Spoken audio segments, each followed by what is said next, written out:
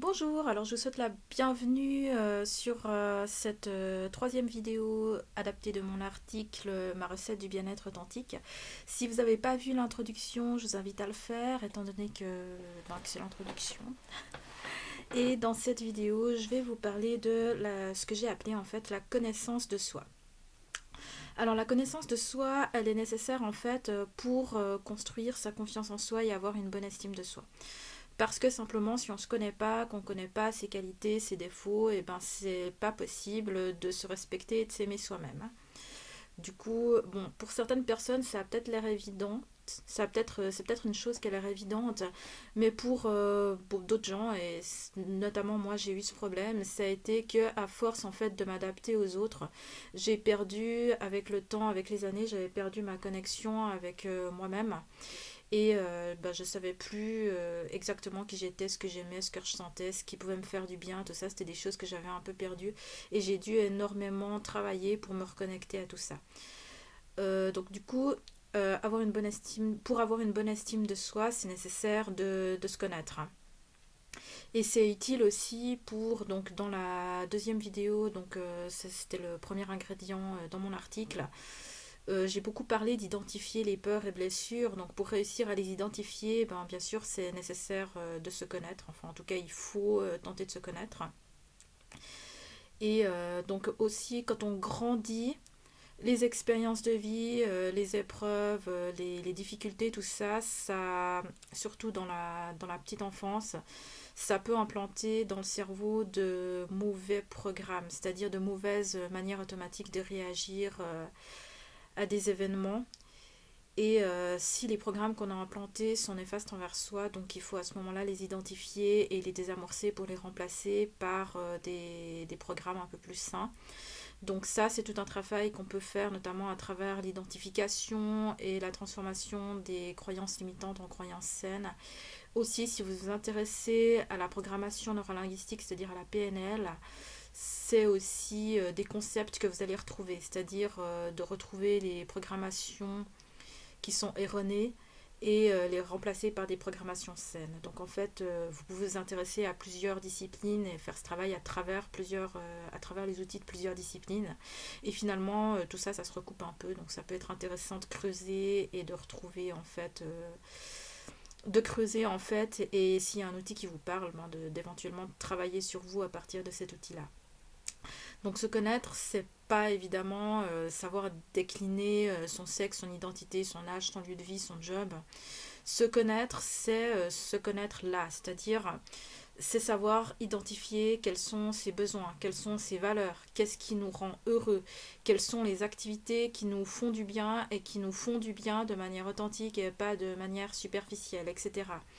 Parce que si on ne sait pas tout ça, ben on ne peut pas savoir comment on peut respecter sa propre intégrité, on ne peut pas savoir comment se faire du bien et on ne peut pas non plus se regarder de façon lucide et honnête. Et se regarder de manière lucide et honnête, ça veut dire aussi sans se chercher d'excuses, sans se chercher de justification et sans non plus rejeter les fautes sur le regard extérieur. C'est-à-dire qu'on doit assumer sa part de responsabilité dans les événements qui se produisent, aussi dans les émotions, les sentiments qu'on ressent et sans rejeter la faute sur l'extérieur, de dire c'est parce que la société est comme ceci, c'est parce que machin il m'a fait cela. Euh, Sans non plus exagérer la faute. Ça c'est un autre travers qui peut être de se dire je suis quelqu'un d'horrible, je suis nul, je suis pas capable de faire ceci ou de faire cela. Donc sachant que soit de rejeter la faute sur l'extérieur à l'excès, soit de se rejeter la faute sur soi à l'excès, dans les deux cas, c'est jouer le rôle de la victime dans le triangle de Karpman, donc dans le triangle victime-bourreau-sauveur, que si vous ne connaissez pas, je vous invite à étudier parce que c'est un bon outil de communication. Donc dans les deux cas, jouer le rôle de la victime dans le triangle de Karpman, c'est pas honnête. Et donc c'est important de rester objectif, juste et lucide. Et ça peut dans certains cas être compliqué parce qu'on peut enfin, c'est possible de se mentir à soi-même de façon poussée, c'est possible de porter des masques, d'être dans le déni. Moi-même, c'est des problèmes que j'ai beaucoup eu. Et à ce moment-là, si c'est trop compliqué en fait de se regarder de façon objective, ça peut être utile de s'adresser à un thérapeute ou à un professionnel ou à quelqu'un qui pourra nous aider à nous poser les bonnes questions pour se connaître de façon authentique et juste. Alors se connaître, c'est aussi un exercice qui est durable dans le temps, dans le sens où se connaître, c'est pas seulement étudier son propre fonctionnement et savoir comment on est et comment on fonctionne. Se connaître, c'est aussi s'observer en permanence au fil du temps. C'est-à-dire que, par exemple,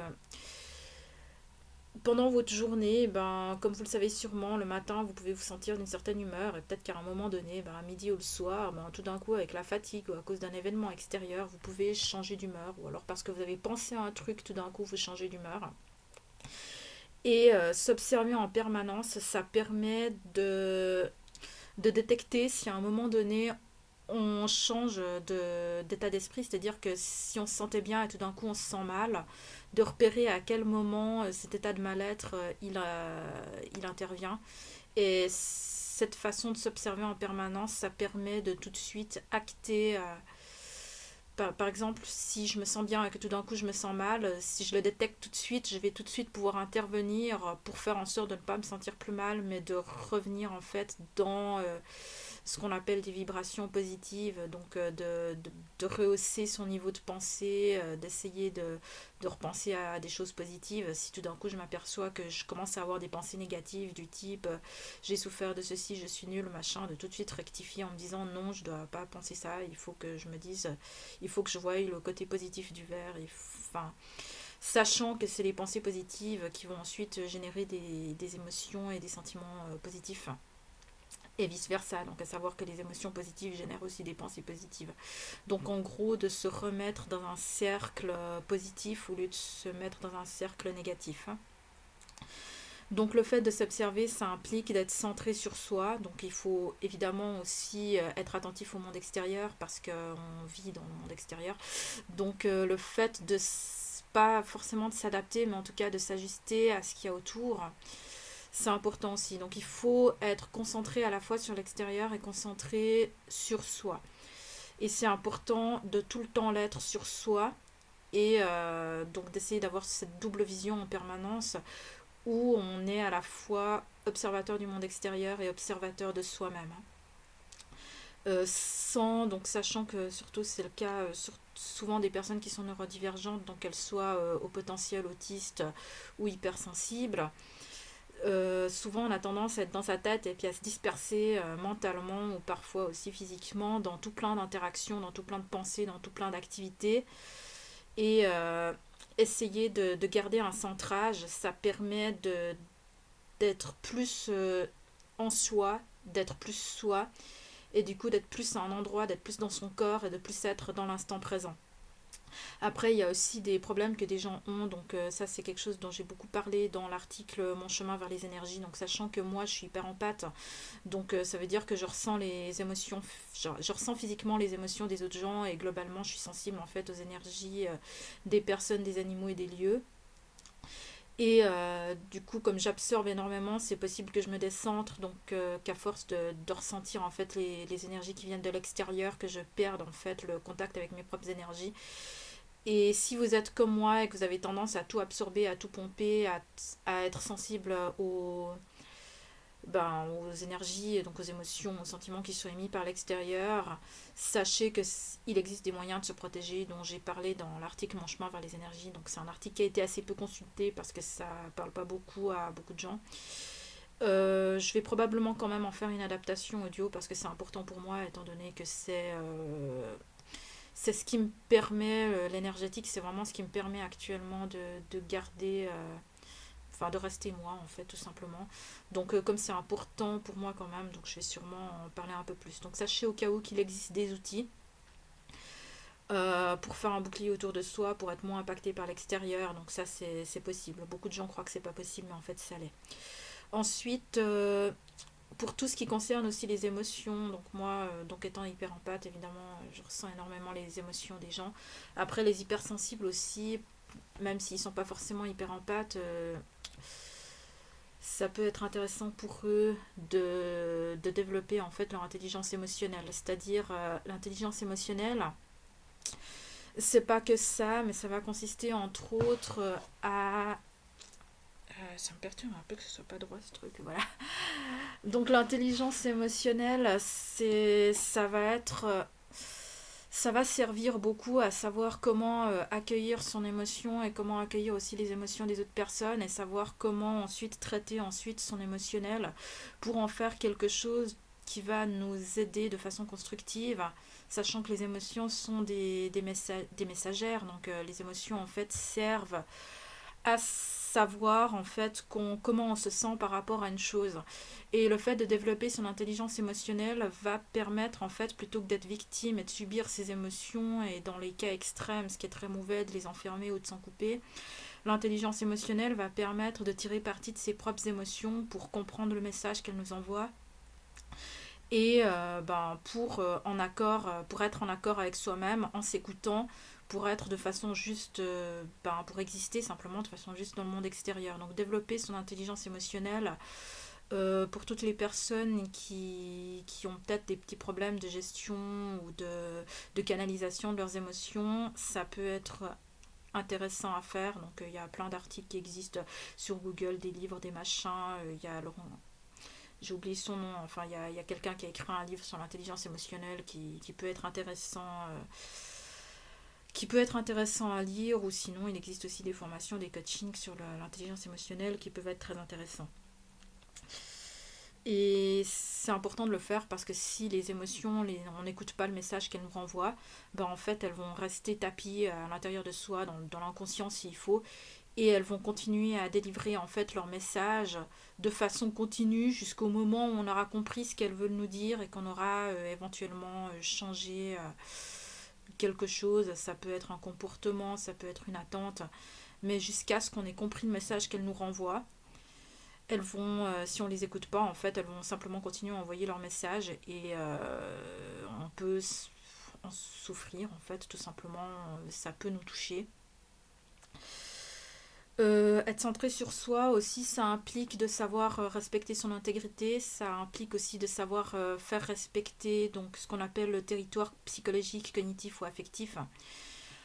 Alors ça, c'est un concept, donc je sais pas si tout le monde a entendu parler en fait de ce qu'on appelle les distances interpersonnelles. Donc les distances interpersonnelles, c'est physiquement un espace physique qu'on a autour de soi et dans lequel les personnes peuvent rentrer plus ou moins loin selon le rapport qu'on a avec cette personne. Donc par exemple, la distance interpersonnelle, elle change sur les gens, mais ça peut être environ 2 mètres pour les personnes qu'on ne connaît pas du tout. Ça peut être environ 1 mètre pour les amis, donc les personnes qu'on connaît avec lesquelles on n'a pas un rapport intime. Et c'est environ 50 cm ou moins de 50 cm pour les personnes avec qui on a un rapport intime. Et si quelqu'un rentre plus loin que cette sphère ou que cette zone, si quelqu'un pénètre simplement trop près, et on va se sentir agressé ou dérangé. Donc ça, c'est la distance interpersonnelle qui existe physiquement autour des gens. Ce qu'il faut savoir, c'est que ce territoire, en fait, il existe aussi sur le plan psychologique, sur le plan cognitif, sur le plan affectif. Et que si quelqu'un rentre de façon intrusive dans ce territoire, on se sent mal à l'aise, on se sent un peu agressé, on se sent dérangé. Donc rentrer dans la sphère cognitive, affective ou psychologique de quelqu'un, donc il y a des intrusions évidentes. Donc par exemple tout ce qui est manipulation, tout ce qui est... Donc la manipulation, c'est une intrusion dans le territoire psychologique de quelqu'un. Après, il y a aussi des intrusions un peu plus subtiles, ou en tout cas qu'on sait moins bien repérer, qui existent.